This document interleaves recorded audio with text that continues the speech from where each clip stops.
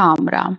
आप सभी के अंदर विराजमान मेरे परम पिता परमात्मा को मेरा कोटि कोटि नमन। हमारा सतगुरु सुखराम जी महाराज के ग्रंथ में मूल ज्ञान ग्रंथ चल रहा है। मूल का मतलब इस सृष्टि की उत्पत्ति मूल में, यानी इस सृष्टि की उत्पत्ति की शुरुआत कहाँ से हुई, कैसे हुई, ये सारी सृष्टि कैसे फैली, इस सृष्टि में ये सारा ज्ञान कैसे आया, सारी ज्ञान चर्चा इस मूल ज्ञान ग्रंथ में की गई है।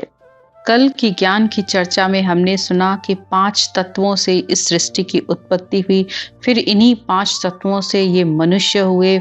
फिर जो सृष्टि की सारी जो सृष्टि है वो 4 तरीके से 4 खानों में फैली हुई है। इंड खान, आकुर खान, जरग खान, उद्बुद्ध खान। इन सब से सृष्टि की उत्पत्ति और रचना बताई गई है, जिसमें बताया गया है कि इंड खान जो अंडे से बच्चे पैदा होते हैं उसे इंड खान कहते हैं।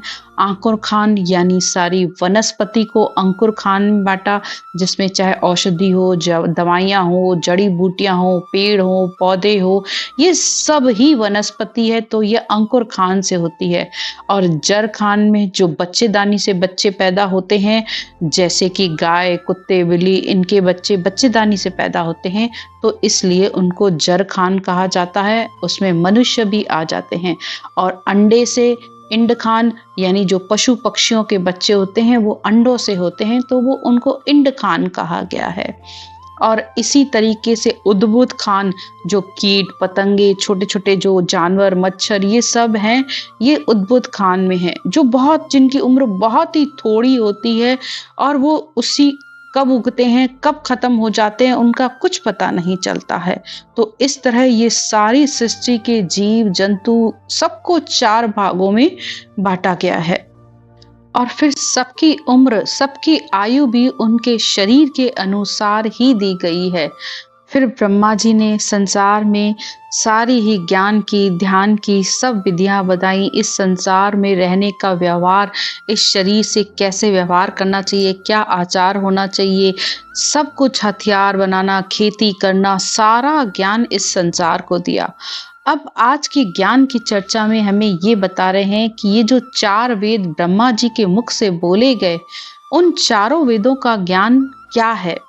अब सतगुरुदेव कहते हैं, सारे संसार को व्यवहार, आचार और नीतियां सिखाने के बाद ब्रह्मा जी ने विचार किया कि संसार में सब जीव अपने अपने कार्य में लग गए हैं।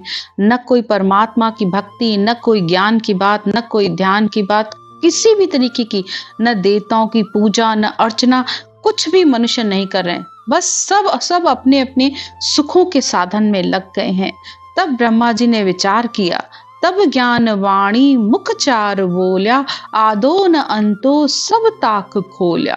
तब उन्होंने अपने 4 मुखों से 4 ही वेदों का उच्चारण किया।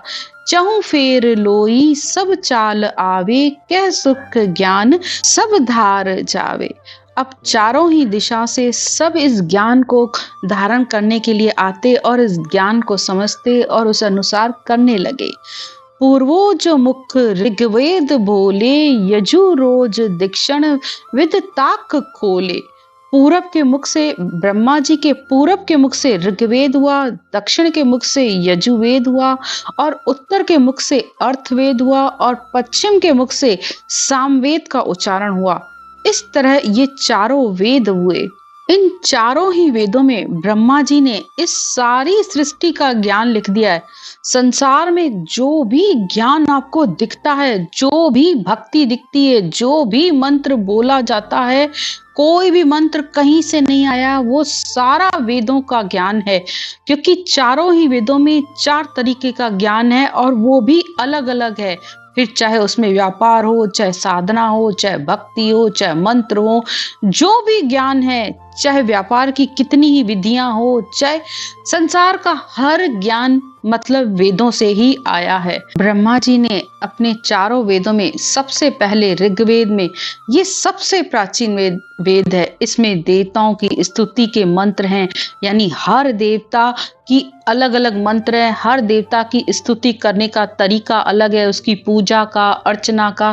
फिर चाहे गणेश भगवान हो, चाहे लक्ष्मी माता हो, चाहे भगवान विष्णु हो, चाहे चाहे कृष्ण हो, चाहे शिव हो, चाहे ब्रह्मा जी हो, सबके मंत्र अलग-अलग हैं, उसके साधना का तरीका अलग है, उसकी विधियाँ अलग है और फिर उसका फल भी अलग-अलग है।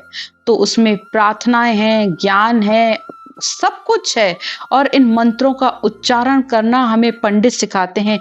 जैसे आपने पंडितों को देखा होगा, वो यज्ञ के, हवन के, सबके मंत्रों का ज्ञान, जो एक बहुत अच्छा पंडित होगा, तो वो इन वेदों का ज्ञाता होता है, उन्हें इन सारे वेदों के ज्ञान की समझ होती है। जैसे शादी के मंत्र अलग होते हैं, बच्चे के जन्म के मंत्र अलग होते हैं, मुंडन के समय के मंत्र अलग होते हैं या मृत्यु होती है तो उस समय के मंत्र अलग होते हैं। यहाँ तक कि आप भूमि पूजन करते हो, अपने मकान के मुहूर्त करते हो, जो भी संसार में करते हो, भक्ति करते हो, कोई आप यज्ञ करते हो, अपने घर में हवन करते हो, शुद्धि मंत्र करते हो या नहीं तो कोई गायत्री मंत्र करते हो, इन सब का ज्ञान पंडितों को होता है और वो जो कार्य होता है उसी अनुसार उस मंत्रों को बोलता है और हवन यज्ञ अग्नि करता है। यहाँ तक कि नवग्रहों की पूजा कैसे होती है, कौन सा ग्रह का कौन सा मंत्र है, कौन से देवता का कौन सा मंत्र है, कब बुलाया जाता है, कब उनको भेजा जाता है, किसको रखा जाता है, यहाँ तक कि लक्ष्मी गणेश को रखा जाता है और देवताओं को कैसे विदाई दी जाती है, ये सारे ज्ञान जो है ना, ये यजुर्वेद वेद में है।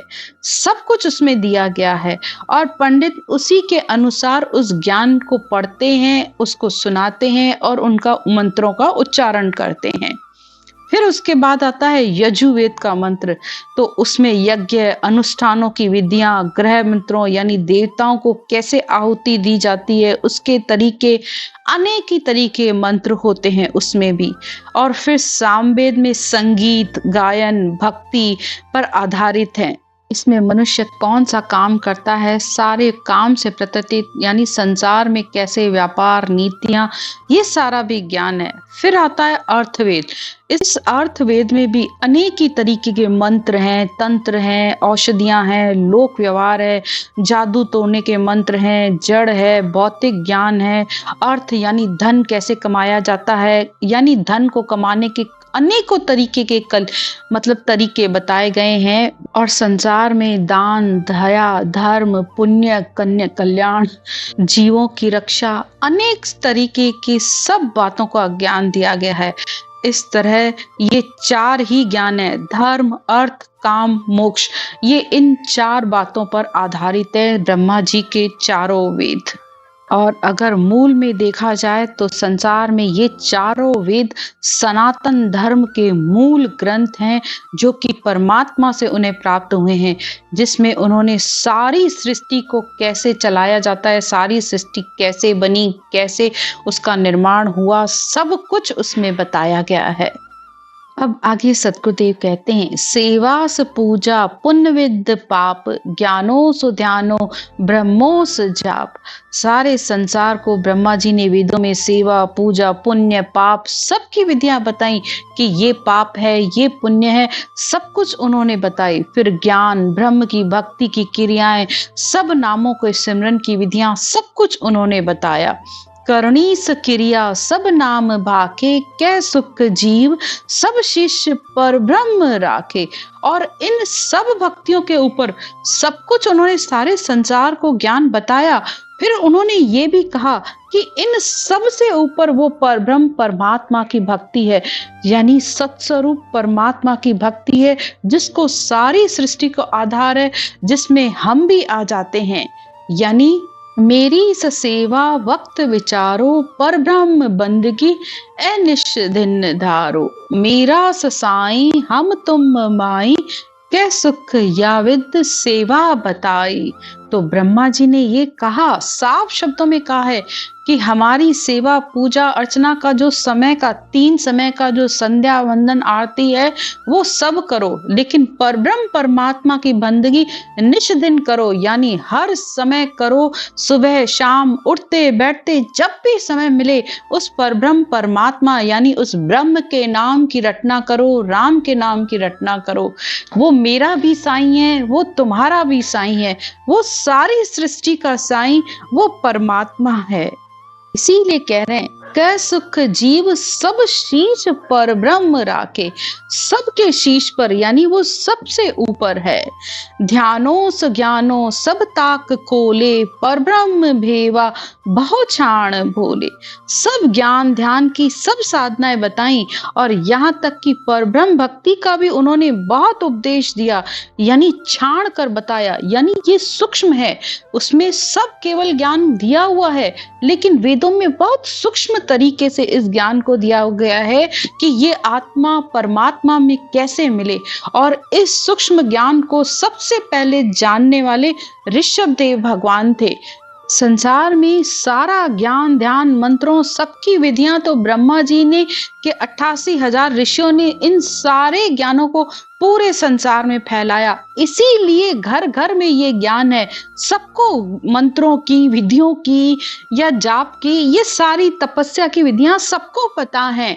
लेकिन जो सूक्ष्म ज्ञान है, जो भेद में से भी वेद, वेद में से भी लभेद का जो ज्ञान है, जो सूक्ष्म ज्ञान है, वो ऋषभ देव भगवान ने इनमें से निकाला है। और उन्होंने संसार को इस ज्ञान की सबसे पहले ऋषभ भगवान ने इस श्वास प्रश्वास में इस ब्रह्म के नाम को रटा और फिर ये जाना कि ये जो सत्शब्द आता है ये आत्मा को मोक्ष में ले जाता है। तो ये मूल ज्ञान है, ये बहुत ही सूक्ष्म ज्ञान है जो हर जगह पर नहीं है। बाकी सारा ज्ञान हर जगह पर आपको मिलेगा, कोई ऐसी जगह नहीं है जहां ये मंत्रों की, ज्ञानों की, संसार के 3 लोक के ज्ञान सब जगह है, लेकिन सूक्ष्म ज्ञान विरली जगह पर ही है। इसीलिए सदगुरुदेव कहते हैं वेद शास्त्र समुद्र है भाई, तामे हीरो डालो। अब समुद्र में हीरा कौन लेके आएगा? जो मरजीवा होगा, जिसको मरने का डर नहीं होगा, वो इतने बड़े समुद्र में जाकर हीरे ढूंढ कर लाता है। तो इसी तरह वेदों में भी ये सूक्ष्म ज्ञान है, लेकिन कोई संत वृत्ति, कोई केवल आत्मा यानी केवली भगवंती ऐसे ज्ञान को समझ पाते हैं और आत्माओं को संसार में मोक्ष की प्राप्ति का रास्ता बताते हैं कि ये इतना सरल रास्ता है। बस श्वास प्रश्वास में, इस आती जाती श्वास में इस ब्रह्म के नाम को लो। फिर आगे कहते हैं गुरुदेव धर्मो विदगम दाख्यो, कै सुख ध्यानो पर ब्रह्म भाख्यो। गुरु धर्म की भी विधि बताई। अब संसार में 3 लोक के ज्ञान में तो गुरु धर्म चलता है, क्योंकि जो आश्रम में रह रहे हैं, उस आश्रम में खा रहे हैं, उस आश्रम में रह कर गुरु की सेवा कर रहे हैं, तो उन्हें गुरु की आज्ञा माननी चाहिए, गुरु धर्म अपनाना चाहिए। क्योंकि गुरु की निंदा करने वाले पर भी बहुत ही दोष है, क्योंकि जहां आप रह रहे हो, जिनके साथ रह रहे हो, वहां खाना पीना सब कुछ वहां आप कर रहे हो। आपने अपना ग्रस्त छोड़कर उस आश्रम में आकर आश्रय लिया है, तो आपका गुरु धर्म है कि आप वहां पर उनके कहे अनुसार उस ज्ञान को करो, उस साधना को करो, उस भक्ति को करो। सिर्फ आश्रम में रहना काफी नहीं है, सिर्फ सेवा करना काफी नहीं है। गुरु, सच्चा गुरु धर्म तो ये है कि गुरु जो साधना बता रहा है, उस साधना को पूर्ण निष्ठा से करो। फिर कहा कह सुख ध्यानो पर ब्रह्म भाख्यो, और फिर पारब्रह्म परमात्मा के ध्यान करने की भी विधि बताई कि कैसे ये आत्मा अपने अंतर में परमात्मा से मिले। और फिर संसार का सारा ही ज्ञान उसको ये भी आ जाता है, जिसको परब्रह्म का ज्ञान, ये केवल ज्ञान मिल जाता है, सत्शब्द का जिसके पास ज्ञान आ जाता है, तो उसको 5 ज्ञानों की भी समझ आ जाती है। 5 ज्ञान गैब का पाया, यानी गैबाऊ, उसको बताना नहीं पड़ता है, उसको उस ज्ञान से सामने वाला ज्ञान बोलेगा, उसी से ही उसको पता चल जाएगा कि ये कौन से ज्ञान की बात कर रहा है, कहाँ तक ये पहुंचेगा, कि ये मत ज्ञान है, कि श्रुत ज्ञान है, कि अवध ज्ञान है, या मन परचे ज्ञान की बात कर रहा है, कि केवल ज्ञान की बात कर रहा है। 5 ज्ञानों की समझ आ जाती है, और ये समझ सिवाय शब्द की प्राप्ति के नहीं आ सकती। शब्द ही इतना ताकतवर है, वो शब्द इतना बलवान है कि इस आत्मा को ताकतवर बना देता है, इस आत्मा को इतना ताकतवर बना देता है कि उसे सारी समझ, सारी सूझ आने लगती है। पूरा गुरु मिलिया साची सूझ पाई, रटो राम नामा आछी ब्रिय आई। तो पूरा गुरु मिल जाए तो सच्ची समझ आ ही जाती है मनुष्य के अंदर। और फिर रटो राम नामा, यानी इस राम के नाम को धारो धार रटो, आछी ब्रिया आई। बहुत ही अच्छा समय है कि इस कलयुग में आपको केवल्य भक्ति मिली है, इस ब्रह्म के नाम की आपको समझ मिली है और गुरु भी आपको पूरा मिला है। यानी ये केवल ज्ञान, अणभय ज्ञान, इसको धारण करो तो आपको संसार के हर ज्ञान की, हर भक्ति की समझ आएगी और अंतर में इस शब्द ब्रह्म के भी दर्शन होंगे।